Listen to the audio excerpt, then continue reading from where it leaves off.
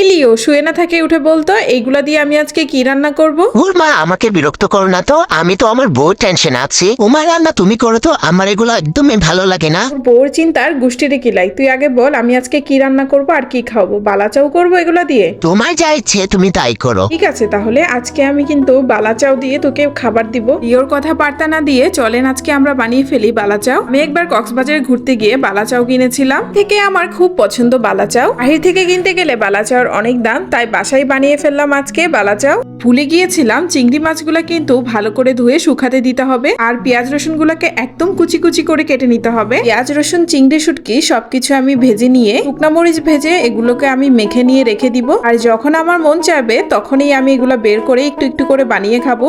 এই তো আমার বালাচাও হয়ে গিয়েছে। পেঁয়াজ সরিষার তেল দিয়ে মাখিয়ে তারপর আমি ভর্তা বানিয়ে নিলাম। গরম গরম ভাতের সাথে খেতে কিন্তু অসাধারণ লাগে। কি লিও, এখন কেমন লাগতেছে তোমার? খুব মজা না?